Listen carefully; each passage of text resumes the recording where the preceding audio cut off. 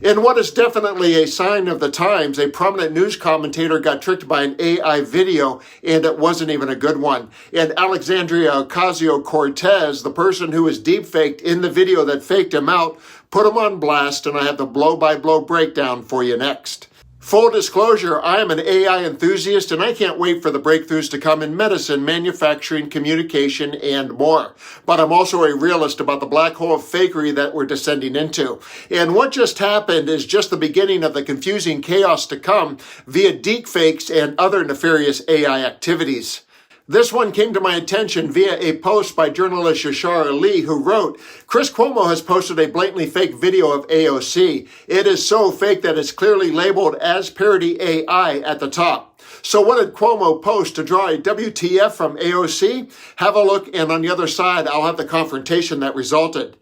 It all began with a post by the News Nation host that read, nothing about Hamas or people burning Jews' cars, but Sweeney Jean's ad deserved time on the floor of Congress? What happened to this party? Fight for small business, not small culture wars. And here's the video he was referencing. Sydney Sweeney looks like an Aryan goddess. And the American Eagle Jeans campaign is blatant Nazi propaganda. Watching that sultry little temptress squeeze into a Canadian tuxedo, 3 sizes too small, with her bouncy little fun bags on the screen staring at you, piercing through the core of your soul with those ocean blue eyes that could resurrect the Führer from his grave in Argentina, is something that should alarm every American citizen, because in America, beauty is not defined by whiteness. Oh no, it is defined by the number of victim groups of which you are a member. Skinny, attractive, blonde-haired, blue-eyed cisgender women descend from the slave daddy oppressors of this nation, and any man who cranks one out while thinking about a woman like this probably hates black people, probably hates gay people, and they certainly hate the diversity of our great nation.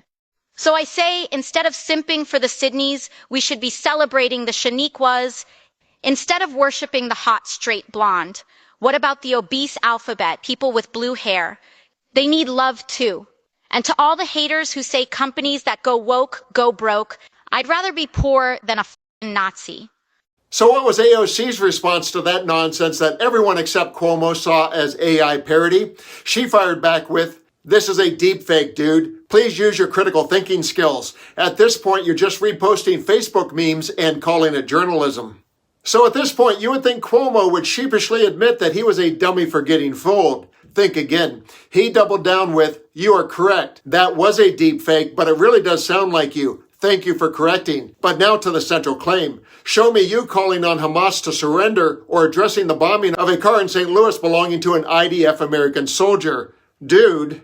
And since he clearly asked for it, AOC had to beat him down again, this time with, I'm going to assume you were trying to reply to me and burp this tweet into the ether instead. You seem to struggle with knowing how to write an apology. Do you need help? Maybe you should call someone. And then Cuomo had the audacity to triple down by sharing this statement 37 minutes into his 41-minute program. You listening? I was wrong. I was tweeting today and saw a clip of AOC saying that Sydney Sweeney ad was racist. And so I replied to it and I said, why do you care about this and ignore what matters most? Why, in all the times that you've called on Israel to stop, why have you never told Hamas to stop, told Hamas to surrender? Why would you ignore the St. Louis attack on that Jewish guy who had his car bombed?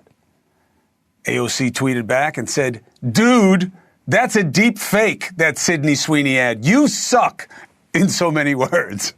And she was right. They got me. AI. It was really good, and it did seem like something she would say, but it wasn't her. So I thanked AOC for correcting me. But I then reminded her, she ignored the part of the tweet that mattered, okay? Not Sweeney, which really should have never been a thing, let's be honest. Why did AOC, the most popular Democrat in the country, powerful, reportedly ignore what I asked about calling on Hamas to surrender to end the war they started? She has never said that I could find. Think about that.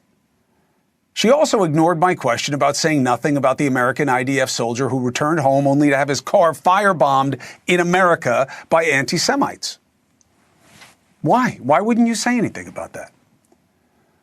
She was also silent on the New York Times posting a picture of a Gazan boy with cerebral palsy and making him the face of starvation in Gaza.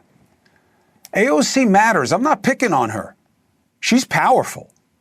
Okay? Her voice is loud and resonates, and she has a major following. She is a money-making machine for the Democratic Party, or whatever they are now. She is a current and future leader for that party, such as it is. She should lead on what matters. People listen. And I'm not even talking about her actual job, which is legislation, okay?